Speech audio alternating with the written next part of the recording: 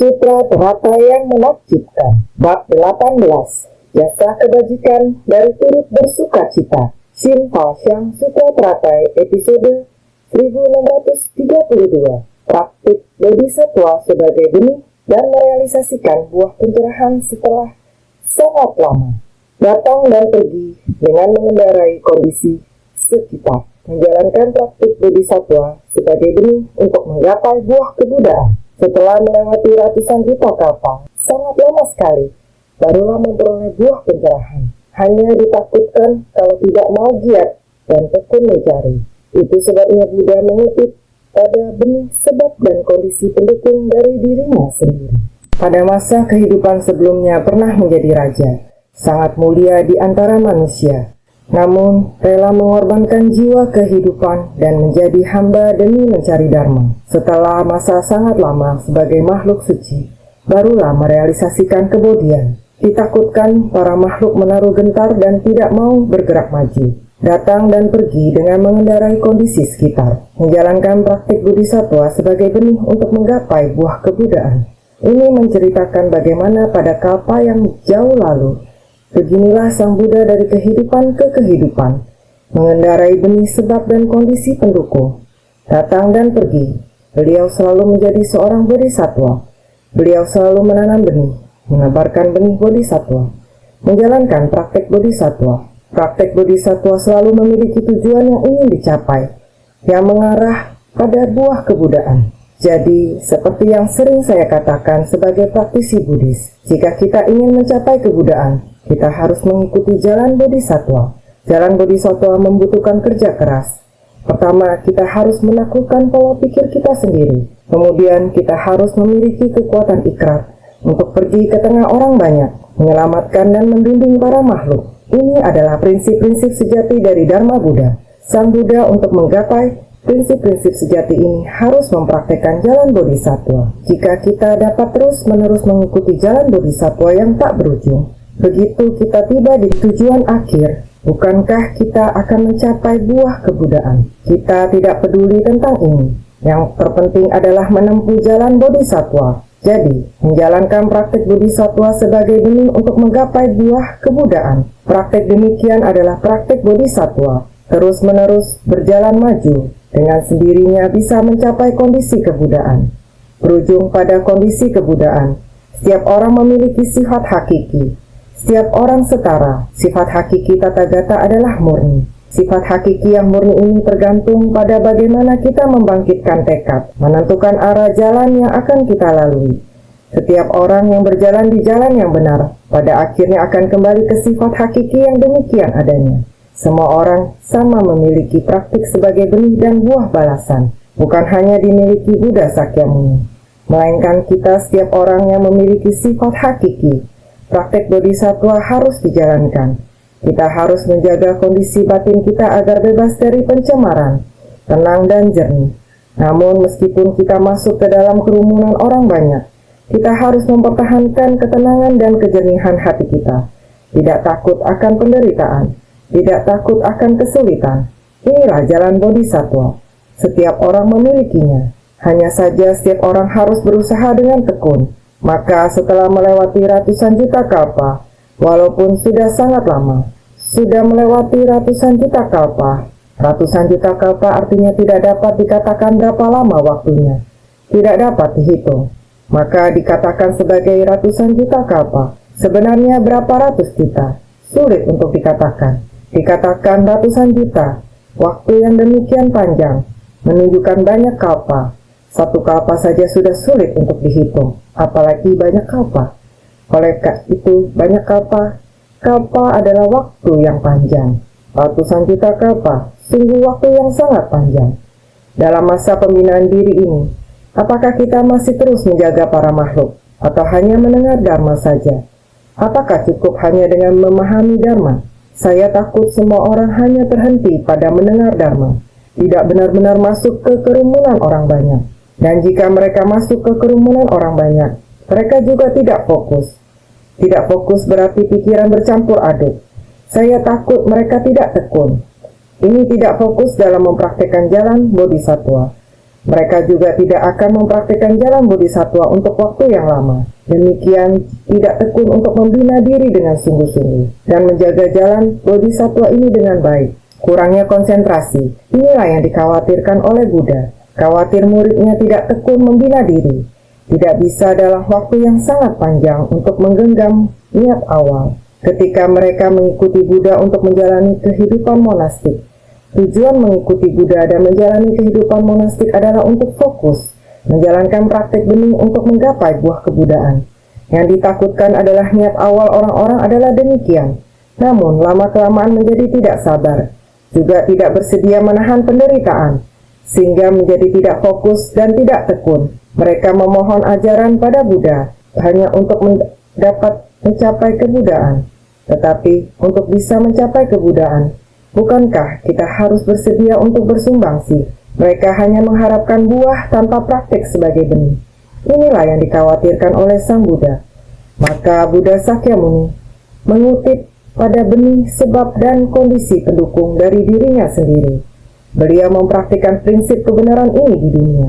Ketika beliau berhadapan dengan orang-orang dan masalah di dunia, bagaimana beliau menghadapinya? Kehidupan demi kehidupan di dunia, berhadapan dengan para makhluk. Sebenarnya bagaimana beliau membimbing mereka semua?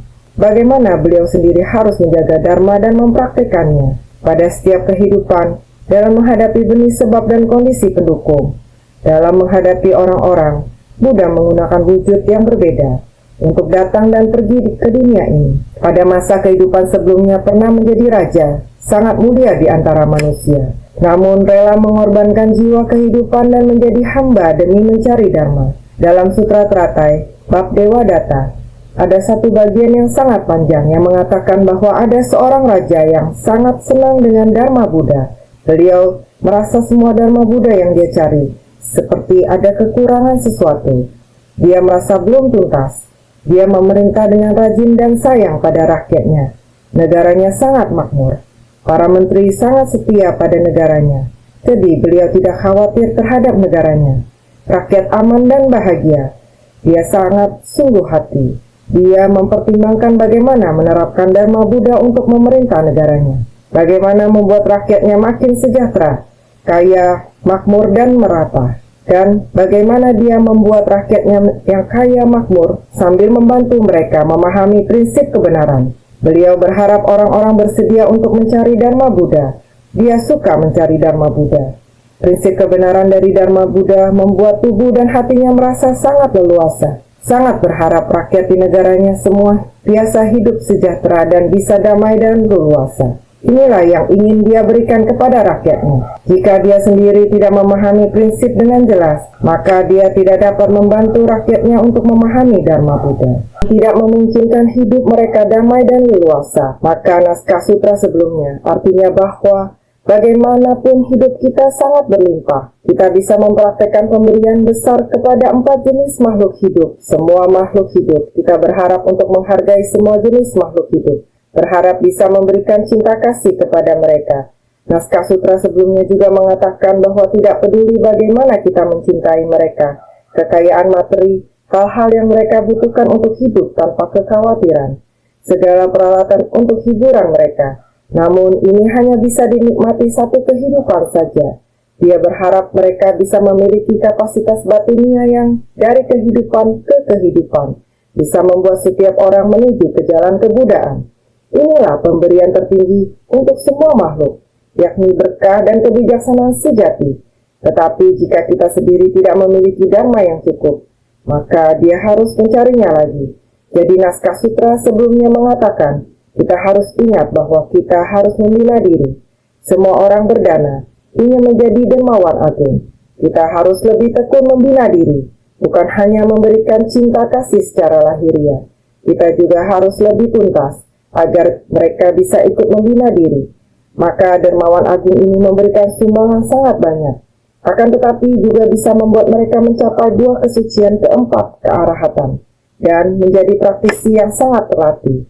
Dari Sotapana, Sakadagami, Anagami, dan Arahat. Demikianlah setingkat demi setingkat urutan pembinaan diri mereka. Membangkitkan tekad.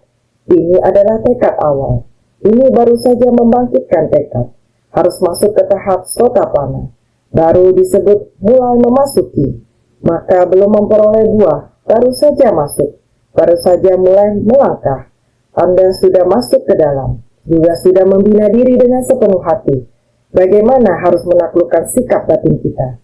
Segala nafsu keinginan, semua tabiat buruk, dan kegelapan batin demikianlah setahap demi setahap harus diatasi dengan sungguh-sungguh. Terus sampai terbebas dari kegelapan batin, dan juga kebingungan, semuanya menjadi sangat jelas. Batin sangat bersih dan murni, walaupun hanya memberi manfaat kepada diri sendiri, ini dinamakan arahat. Ini artinya sudah murni sepenuhnya. Bagaimanapun kondisi luar, apapun masalahnya, mereka tetap mampu tenang dan leluasa tanpa pamrih, tanpa memperhitungkan perolehan ataupun kehilangan. Inilah buah kesucian arahat. Oleh karenanya, batin selalu merasa tenang dan leluasa. Ini adalah buah kesucian keempat, kearahat. Sudah mencapai buah kesucian keempat. Semua ajaran kendaraan kecil yang sudah dipelajari, semua sudah dipelajari, semua sudah didengarnya. Seperti memiliki fondasi sekolah dasar yang kokoh, pada masa ini juga harus bersungguh-sungguh untuk menjadi dewasa, untuk naik ke tahap berikutnya, dengan prinsip kebenaran yang sama. Biasanya dermawan agung ini bersumbangsi di luar, tersebar ke 4 jurusan, namun tidak terdapat Dharma Buddha dalam sikap batinnya. Belum ada Dharma Buddha, hanya saja karena jalinan jodoh telah datang ke dunia, sesuai dengan buah alasan, sebab dan akibat. Para makhluk itu dari keempat kelahiran, kelahiran melalui telur, kelahiran melalui kandungan, kelahiran melalui kelembapan, kelahiran spontan. Para makhluk dari keempat kelahiran ini bukan hanya manusia, semuanya datang dengan mengendarai benih dan membawa buah sungguh menderita. Raja itu, beliau memberi segalanya kepada rakyatnya. Semuanya diberikan sampai kehidupannya stabil. Seperti begitu masih belum cukup. Kamu bisa memberi kepadanya, bisa menjamin makan kenyang, kehidupan memuaskan, adalah hanya di kehidupan ini saja. Raja ini adalah seperti dermawan yang agung. Beliau merasa masih belum cukup. Beliau ingin memberikan kepada mereka dharma yang benar. Mau memberikan kepada mereka, saya harus segera lebih bersungguh hati. Terlebih dahulu mencapai keberhasilan diri sendiri, baru mampu merasakan kebenaran sejati dari dharma. Barulah mampu membantu setiap orang memiliki dharma, sehingga dari kehidupan sehari-hari dan dari ajaran Buddha dapat melihat dengan jelas 4 kesunyataan mulia di dunia, yaitu penderitaan, sebab penderitaan, lenyapnya penderitaan, dan jalan menuju lenyapnya penderitaan. Prinsip kebenaran ini harus dipahami, agar setiap orang terus melangkah maju, mengerti untuk melenyapkan kerisauan batin. Melenyapkan kerisauan batin ini adalah Sang Buddha melatih diri demi para makhluk, adalah demikian untuk kemajuan diri sendiri, adalah demi para makhluk memohon dharma, adalah demi para makhluk memohon dharma, buah pencapaian dari memohon dharma, juga demi para makhluk. Oleh karena itu, sudah mengikis segala macam kerisauan batin, Sang Buddha telah menghayati, telah memahami segala prinsip dan fenomena dari alam semesta. Ini adalah tujuannya. Meskipun Sang Raja telah menghilangkan semua kerisauan, beliau masih harus giat bersemangat menuju jalan pencerahan.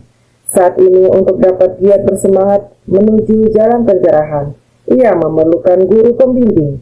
Jadi sebagai seorang raja, dalam rangka mencari seorang untuk membimbingnya, memasang pengumuman yang berisi, siapa yang bisa menemukan jawaban untuk pertanyaan saya dan membantu saya untuk mengatasi kebingungan saya? Siapa yang bisa mengajarkan ajaran kendaraan besar? Siapa yang dapat mengajarkan saya sutra bunga terata yang menakjubkan? Maka ia memasang pengumuman ini, tetapi tidak ada yang menjawab. Akhirnya ada seorang pertapa Asita yang menjawab pengumuman ini. Praktisi inilah yang menjawab pengumuman ini ketika ia sampai dan bertemu sang raja. Saat sang raja melihat praktisi ini, ia menaruh rasa hormat dari lubuk hatinya yang paling dalam. Jadi ia mencari dharma dari praktisi tersebut. Saya akan mengajarkan kamu dharma. Sangat sederhana. Kamu harus mengikuti saya dalam pelatihan. Ya, pikir sang raja. Saat ini batin saya tanpa rintangan. Saya dapat memberikan tahta saya kepada orang lain. Saya berharap dapat konsentrasi dalam mencari Dharma Buddha yang menakjubkan. Saya bersedia mengikutimu dan meninggalkan kehidupan berkeluarga. Jadi sang raja mengikutinya dan pergi berlatih. Tetapi setelah meninggalkan keluarga harus menuruti perintahku, melakukan apa yang saya minta. Sebagai seorang raja, bisakah kamu melepaskannya? Bisa. Mencari jalan memang tidak ada wujud, tidak berdiam pada wujud manusia, tidak berdiam dalam wujud aku, apalagi wujud seorang raja. Jadi saya bersedia. Maka dia bekerja untuk pertapa itu, terus-menerus melayani tanpa ada kekurangan. Dimanapun berada, jika tidak ada kursi untuk duduk, pertapa itu berkata kepadanya, "Ayo, kamu membungkuklah, biarkan saya duduk di atasmu sebagai kursi." Dia pun membungkukkan badannya, menahan dengan kedua tangan, membiarkan pertapa itu duduk di atasnya dengan nyaman. Badannya harus melengkung dengan rata, agar pertapa itu bisa duduk seperti di atas kursi. Kadang-kadang ketika pertapa itu ingin tidur di sembarang tempat, dia memerlukan tempat yang rata. "Ayo, jadikan tubuhmu sebagai alas tidurku, biarkan aku berbaring dengan nyaman." Maka dia segera membaringkan tubuhnya dengan rata, menjadi tempat tidur bagi pertapa itu.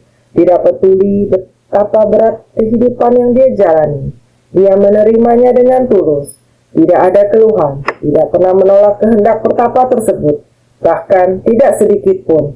Inilah caranya mencari kebenaran, menerima segala kondisi buruk dengan ikhlas, tanpa memunculkan pikiran buruk dari hatinya. Terus berlanjut selama hidupnya, tidak peduli menginginkan matanya, menginginkan sumsum dan hatinya, menginginkan dan lain-lain.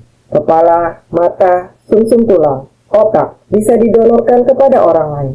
Pelatihan diri semacam ini, kesemuanya, namun rela mengorbankan jiwa, kehidupan dan menjadi hamba demi mencari dharma. Bukankah ini sangat mulia? Sebagai seorang raja, rela mengorbankan jiwa kehidupannya, menjadi hamba demi mencari dharma. Ini adalah yang tersuci di antara yang suci. Siapakah yang sanggup melakukannya? Semuanya dalam bab Dewadatta. Juga sudah pernah mendengarnya, melafalkannya, juga sudah sering melafalkannya. Yang menyerupai pelatihan diri seperti ini, dia saja bersedia untuk melakukannya, melewatinya. Yang semacam ini selama berkalpa-kalpa yang lama. Dengan demikian masih saja mempraktekkan jalan bodhisattva dalam waktu yang sangat-sangat lama dan panjang. Tetap mempertahankan kondisi batin yang demikian, seperti ini terus, hingga mencapai bodhi, pencerahan. Jalan untuk pelatihan diri begitu panjang, begitu banyak penderitaan dalam hidupnya. Dari kehidupan ke kehidupan akan bertemu dengan Dewadatta. Dewadatta dengan Buddha Sakya akan saling mengikuti dari kehidupan ke kehidupan. Setiap kali dari pelatihan diri yang telah dilakukannya di masa lampaunya, di dalam kehidupannya mencari dharma, kesulitan yang telah ditemuinya dalam hidupnya. Semuanya adalah karena Dewadatta yang terus mempersulitnya, mencelakainya. Beliau dari akumulasi kehidupan ke kehidupan adalah seperti ini, toleransinya. Seperti ini melaluinya dari kehidupan ke kehidupan. Jadi inilah yang terjadi dalam waktu yang panjang dan lama. Tiada rintangan, tidak dikarenakan hal demikian sehingga terganggu. Adalah dari kehidupan ke kehidupan seperti ini melaluinya dan mencapai pencerahan.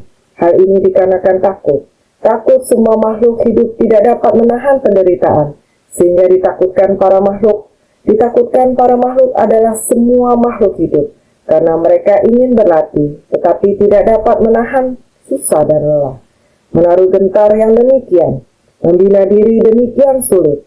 Para makhluk ini takut akan sulitnya membina diri, dan tidak mau giat bersemangat maju. Karena demikianlah Buddha Sakyamuni pada kehidupan lampau, melewati hidupnya dengan cara ini. Jadi dalam Sutra Bunga Teratai, beliau mengikuti bagian ini, bab Dewadatta, mengenai hal seperti yang dialaminya, sehingga kita dapat memahami seberapa banyak apa yang dilalui oleh Sang Buddha dalam pelatihan diri, seberapa jauh, seberapa banyak, berapa banyak waktu melatih diri dalam jangka waktu yang panjang. Tantangan besar dari orang yang ditemuinya tidak mempengaruhinya. Demikianlah melatih diri untuk dapat berlatih tanpa terpengaruh dan teguh dalam jalan yang kita tempuh. Harus dimulai dari tabiat buruk kita dalam melatih diri. Kita semua mempunyai niat yang baik dan ingin berlatih dengan bersungguh-sungguh. Namun, kita semua mempunyai tabiat dan kebiasaan dalam kehidupan. Jadi kita harus menghentikan tabiat buruk kita. Ini adalah kegelapan batin yang kasar. Sudah dijelaskan sebelumnya, sangat kasar. Makhluk awam hanya selalu terikat jodoh dengan kondisi ini. Di tengah 6 akar kesadaran ini, apa yang dihadapi di tempat itu selalu mengikuti kondisi ini. Terus menjalin jodoh, terus merenungkan. 5 kesadaran ini ditambah dengan kesadaran pikiran. Kondisi naik turun seperti ini, sukacita, kemarahan, kesedihan, dan kegembiraan. Reaksi ini telah berubah menjadi karma yang bercampur aduk. Saat kamu sedang bersuka cita, orang-orang ini sangat menderita. Saya ingin membantu mereka. Semua orang begitu rapi dalam berlatih, sangat bersuka cita melihatnya. Turut bersuka cita. Saya juga bersedia ikut berlatih di sini. Sukacita dan kemarahan seperti ini tidak sama. Terus berubah mengikuti lingkungan. Keluar masuk tempat pelatihan seperti ini. Batin naik turun. Inilah yang dikhawatirkan oleh Sang Buddha. Ditakutkan para makhluk menaruh gentar. Seperti ini Sang Buddha sangat khawatir. Sebenarnya bukan hanya Sang Buddha yang khawatir saja. Saya juga sangat khawatir. Sebenarnya niat membina diri semua orang. Apakah selamanya terus memikirkannya itu? Niat pikiran kita yang paling awal itu. Jika ada, maka tabiat kita lebih kecil kemungkinan untuk naik turun. Naik turun, dia juga tahu bagaimana mengembalikan niat awal itu. Arah tujuan masih ada. Jika niat awal sudah hilang, maka arah tujuan akan menyimpang. Kalian harus sangat perhatian. Merenungkan dengan cermat. Harus sangat cermat. Baik-baik merenungkan. Penggalan naskah sutra yang dibicarakan sebelumnya, yaitu dermawan besar berdana seperti ini. Membantu pelatihan diri arhat. Jasa kebajikan orang ini besar atau tidak? Sang Buddha bertanya kepada Maitreya. Maitreya menjawab seperti sudah sangat besar. Sang Buddha hendak memberitahu dia. Benar, jasa kebajikannya sangat besar. Tetapi jasa kebajikan yang diperolehnya tidak akan mampu menyamai jasa kebajikan daripada orang ke-50 yang mendengarkan satu syair dari Sutra Teratai dan turut bersuka cita olehnya. Bahkan tidak mampu menyamai 1/100, 1/1000 ataupun 1/miliar koti darinya. Bahkan tidak mampu diketahui melalui perhitungan atau perumpamaan sekalipun. Sutra Teratai bab 18, jasa kebajikan dari turut bersuka cita. Tidak akan mampu menyamai jasa kebajikan daripada orang ke-50, artinya adalah saat membicarakan Sutra Teratai, orang pertama mendengarnya dengan sangat jelas. Mereka tidak hanya mendengarnya, tetapi bisa mengajarnya dan mewariskannya. Mereka yang ada di generasi pertama bisa memahami sepenuhnya semangat dan intisari dari Sutra Teratai, yaitu Dharma yang dibabarkan oleh Sang Buddha tentang mempraktekkan jalan Bodhisattva. Saya tidak hanya mendengar, saya juga mempraktekannya. Saya bisa mendengar, mempraktekkan, dan membabarkannya. Jadi saya akan mengajarkannya ke orang selanjutnya. Orang kedua juga sama seperti demikian. Sama juga mendengar, setelah mendengar bisa meneruskannya. Bisa masuk ke tengah orang banyak dan mengajarkan mereka tentang Dharma. Ini adalah generasi kedua. Untuk satu generasi ke generasi berikutnya sama semua. Sampai ke orang-orang di generasi ke-50. Sampai pada orang di generasi ke-50 itu sudah ratusan tahun setelahnya. Dalam ratusan tahun ini Dharma Buddha tidak menyimpang. Intisari Sutra Teratai, filosofi dalam mengajarkan ajaran Bodhisattva, masih sangat tepat, tidak menyimpang. Ketika sampai pada orang di generasi ke-50, tetap saja sangat tepat terhadap Sutra Teratai. Jadi dikatakan di depan, memberikan persembahan 4 juta koti, sangat banyak orang dan sangat banyak makhluk hidup yang tertolong. Waktu sangatlah lama dan panjang. Jasa kebajikan ini sangatlah besar. Besar atau tidak? Maitreya menjawab, sangat besar, sangat besar. Sang Buddha berkata, lebih baik mendengarkan Sutra Teratai ketika sampai di orang ke-50. Dia tetap membabarkan Sutra Teratai yang tepat. Orang ini mendapatkan jasa kebajikan yang lebih besar daripada dia. Ini adalah yang ingin diperlihatkan oleh Sang Buddha, bahwa di antara semua dharma yang diajarkan selama hidupnya, Sutra Teratai adalah kendaraan dari kebenaran tunggal yang menunjukkan ajaran kendaraan dari kebenaran tunggal hanya satu tiada duanya. Bagi mereka yang ingin melatih sesuai dengan ajaran Dharma yang dibabarkannya selama 40 tahun sebelumnya, terus sampai sekarang, jasa kebajikan dari pelatihan mereka yang lalu apakah besar? Belum besar, maka harus segera masuk ke dalam kondisi Dharma teratai. Oleh karena itu beliau telah meninggalkan metode terampil dan mengambil jalan langsung. Dharma yang ingin diajarkan Sang Buddha adalah jalan Bodhi yang agung dan lurus. Kita semua harus menempuh jalan kebenaran ini, agar kita benar-benar dapat melihat panorama batin kita. Ini barulah merupakan jalan Bodhisattva yang sejati. Yang lalu adalah jalan setapak, jalan kecil, yang memungkinkan semua orang dari jalan yang berbeda-beda juga dapat menempuh jalan agung dan lurus ini, sehingga dapat masuk ke jalan Sutra Teratai dan mampu menerapkan semangat dasar dari Sutra Teratai, yaitu mempraktekannya dalam tindakan nyata dan mengajarkan serta menyebarkan Dharma. Ini sangat penting. Oleh karena itu, di sini dikatakan, akan tetapi jasa kebajikan yang diperolehnya tidak akan mampu menyamai jasa kebajikan daripada orang ke-50 yang mendengarkan satu syair dari Sutra Teratai dan turut bersuka cita olehnya. Bahkan tidak mampu menyamai 1/100, 1/1000, ataupun 1/miliar kopi darinya. Tidak dapat menandingi orang ke-50 itu. Tidak bisa menyamai orang ke-50 itu. Ada orang yang mendengarkan Dharma, setelah itu dibiarkan berlalu begitu saja, tanpa menyebarkannya. Kita tetap harus mendengar Dharma dan menyerapnya ke dalam batin.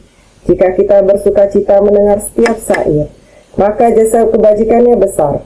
Mereka yang mendengarkan banyak sutra tidak dapat menandingi yang memahami satu syair Sutra Teratai dengan jelas.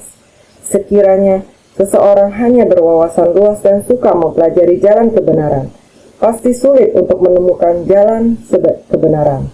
Dan sekiranya seseorang memegang teguh tekad dan mengamalkan jalan kebenaran, jalan itu adalah benar-benar agung. Kita harus tetap satu hati dan satu tekad berada di jalan kebenaran ini.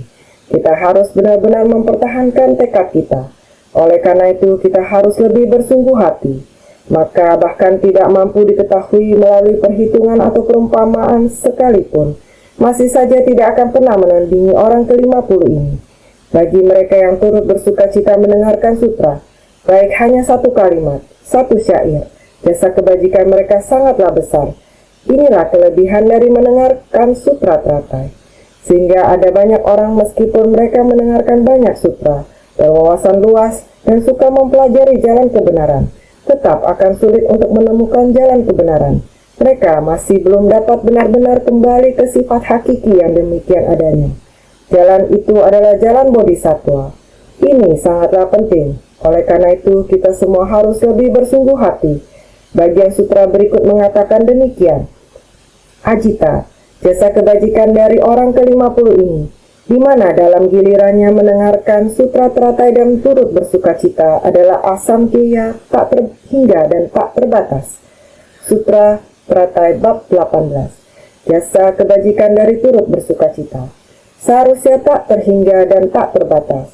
Hanya dengan terus-menerus mendengarkan ajaran yang diwariskan, mendengarkan Sutra Teratai, jasa kebajikan dari turut bersuka cita demikianlah sudah sangat besar. Melakukannya untuk waktu yang sangat panjang dan sangat lama, jasa kebajikannya sangat besar. Inilah yang dikatakan Sang Buddha kepada Ajita. Ajita, jasa kebajikan dari orang ke-50 ini, di mana dalam gilirannya mendengarkan Sutra Teratai dan turut bersuka cita adalah asamkeya tak terhingga dan tak terbatas. Artinya setelah berurutan, diteruskan dan didengarkan, disebutkan kalau jasa kebajikannya adalah tak terhingga angkanya. Jika dapat mendengarkan Dharma selama-lamanya, mendengarkan Dharma haruslah demikian sepanjang masa, dalam waktu yang sangat lama, terus mendengarkan Dharma dalam waktu yang panjang, mendengarkan Sutra Teratai, maka jasa kebajikan kita akan menjadi besar. Namun masih ada lagi yang harus diikuti. Kita harus memahami dulu naskah sutra bagian ini. Hanya dengan mendengarkan Sutra Teratai sudah menghasilkan jasa kebajikan yang sangat besar. Jadi ini adalah berurutan diteruskan dan didengarkan. Anda berbicara tentang Sutra Teratai, saya mendengarkan, saya turut bersuka cita. Saya merasa bahwa Anda mendengarkan dengan sangat baik. Saya turut bersuka cita. Ketika kemudian orang lain mendengarkan, mereka juga berkata, saya turut bersuka cita. Seperti inilah turut bersuka cita secara bergiliran. Jasa kebajikannya sudah sangat besar. Secara berurutan yaitu setahap demi setahap, terus-menerus mendengarkan sutra teratai. Mendengarkan sutra teratai dan turut bersuka cita, inilah jasa kebajikan yang sangat besar. Tidak dapat dihitung batasnya. Jadi, orang ke-50 ini, apalagi orang yang pertama mendengarkan dan turut bersuka cita. Jasa kebajikan dari ikut bersuka citanya orang pertama yang mendengarkan Dharma menakjubkan ini. Apalagi percakapan dari mulut ke mulut sampai ke orang 50. Orang ke-50 mengacu pada orang-orang dari generasi ke-50 yang masih mendengar ajaran ini. Jadi orang yang pertama mendengar dan turut bersuka cita. Ketika orang ke-50 mendengarkan dengan cara yang sama dan bersuka cita serta memiliki jasa kebajikan, jelas bagi mereka yang bisa mendengarkan pada generasi pertama, jasa kebajikan mereka pasti sangat besar.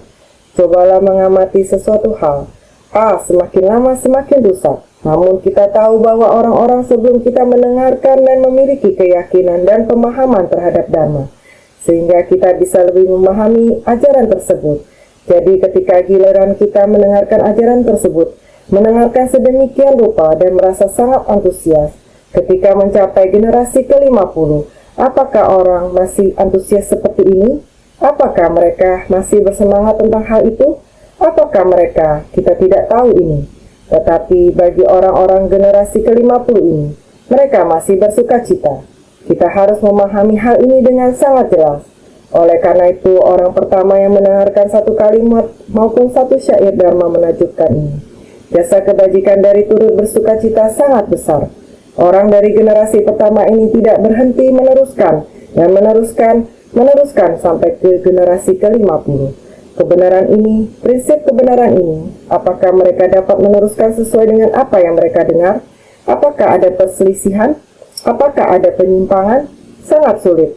Oleh karena itu, saya menceritakan satu kisah. Saat Ananda masih hidup dan sudah lanjut usia, di saat itu sudah terjadi penyimpangan. Ananda adalah orang yang mendengarkan Dharma secara langsung. Bagaimana dia tahu biksu-biksu setelahnya sama-sama melatih diri ternyata melakukan penyimpangan. Tidak melihat bangau. Lebih baik hidup sehari dan dapat melihat burung bangau daripada tidak dapat melihatnya. Ananda mendengarnya dan mengatakan, Bukan. Kita harus tahu ajaran tentang muncul dan lenyap. Kamu lebih baik hidup sehari seperti Konghucu mengatakan. Sekiranya pagi hari dapat mendengarkan jalan kebenaran, mati pun di malam hari tidak akan ada penyesalan. Konghucu adalah orang yang selalu mengajarkan jalan kebenaran, memberi pengajaran pada para muridnya. Dia sendiri juga merasakan belum puas pada dirinya sendiri. Jika dapat menemukan kebenaran sejati dari jiwa kehidupan, maka sekiranya dapat mendengarnya di pagi hari dan meninggal di waktu senja. Saya rela. Oleh karena itu, pandangan orang suci terhadap kebenaran sejati berbeda. Makhluk awam hanya meneruskan seperti ini, dan terjadi penyimpangan yang sangat jauh. Oleh karena itu, Ananda menghela nafas, lebih baik saya pergi dan memasuki parinibbana. Inilah yang membuat Ananda sangat sedih, karena tak berdaya. Oleh karena itu dikatakan setelah mendengarkan Dharma pada persamuan Dharma pertama kali, yang didengar pertama kali diteruskan sampai generasi ke-50. Berkahnya sungguh unggul tak terbandingkan, apabila kita masih dapat mempertahankannya tetap sama, terus sama. Maka berkahnya sungguh tak terbandingkan. Dengan tempat yang buruk, orang-orangnya hina, ucapannya kurang tepat, dengarnya melenceng, keyakinannya dangkal, pemahamannya keliru. Orang tersebut masih memperoleh jasa kebajikan sedemikian rupa. Apalagi orang pertama yang mendengarnya langsung dalam persamuan Dharma. Berkahnya sungguh unggul tak terbandingkan. Apalagi kalau menerima, menegakkan, membaca dan melafalkannya, serta menjelaskannya dan membabarkannya kepada orang. Berkahnya semakin dibandingkan, semakin tiada habis-habisnya. Jika kita mendengar dengan cara seperti itu, setiap satu generasi menyimpang sedikit. Jika menyimpang terus sampai generasi ke-50, maka penyimpangannya sudah sangat jauh. Oleh karena itu harus diketahui bahwa dengan tempat buruk, orang-orang hina, karena di dunia kita ini lingkungannya sangat buruk, lingkungan sangat tidak baik, seperti ruang lingkup kita. Dunia ini memiliki lingkungan yang sangat buruk dan hina. Pemikiran dari setiap orang memang sangat buruk. Mereka tidak memahami pentingnya ke atas mencari perbaikan, semuanya terus jatuh ke bawah. Prinsip dan pemikiran yang sungguh sangat rendah. Oleh karena itu ucapannya kurang tepat, dengarnya melenceng. Orang yang mengucapkannya telah menyimpang. Orang yang mendengarnya akan semakin melenceng. Jadi keyakinannya dangkal. Dan mereka yang menjelaskannya juga salah. Tetapi masih memperoleh jasa kebajikan sedemikian rupa. Kesalahan dalam mendengar dan kesalahan dalam menjelaskan sama artinya dengan penyimpangan. Lalu, apalagi orang pertama yang mendengar langsung dalam persamuan Dharma. Pada awal persamuan Dharma mendengarkan sutra teratai. Sang Buddha sendiri yang membabarkan Dharma. Bagi mereka yang mendengarkannya pada persamuan Dharma tersebut, apakah mereka mendengarnya dengan sungguh-sungguh? Dharma yang didengar pada awal ini, jika dapat diteruskan, dipertahankan dan diterapkan, maka jasa kebajikannya adalah sangat besar. Apalagi kalau menerima, menegakkan, membaca, dan melafalnya, serta menjelaskan dan membabarkan pada orang. Kalau kita mulai dari tekad awal, mendengar sutra ini akan timbul batin yang sukacita, terus mempertahankan, membaca, melafalkannya, juga menjelaskan dan membabarkan pada orang. Berkah ini akan lebih besar, membandingkan dan mengukur dengan cara demikian, menjadi semakin besar. Di tengah kesulitan ini kita masih dapat mendengar Dharma, di tengah kemerosotan Dharma Buddha yang demikian, yang mana telah sampai pada masa kemunduran Dharma, kita masih bersedia mendengar Dharma, dimulai dari awal mendengarnya, menerima dan menegakkannya, juga paham membabarkannya, dan bersedia menyebarkannya. Ini sangatlah tidak mudah. Berkah ini tentu saja akan sangat besar, akan tetapi kita sudah terpisah jauh dari era Buddha. Sekarang, sampai pada masa kemunduran Dharma, zaman di mana lingkungan telah merosot sangat rendah. Apakah kita masih bisa bertahan? Seperti semangat dalam sutra teratai, kita dengan teliti memahaminya, masuk ke tengah orang banyak, membabarkannya untuk orang. Bila bisa demikian, jasa kebajikannya tak terhingga. Pada naskah sutra kelihatannya hanya satu paragraf pendek. Bacalah sesuai dengan naskah sutra tersebut. Dengan sangat mudah dapat kita lakukan. Sebenarnya apa yang terkandung di dalamnya? Jika kita memahami secara halus dan menyerapnya ke dalam batin, batin kita akan menjadi seluas alam semesta. Ketika kita telah dapat melapangkan dada, baru bisa menghayati segala sesuatu yang ada di dunia. Kembali ke prinsip kebenaran ajaran sutra teratai, maka semua orang harus senantiasa bersungguh hati.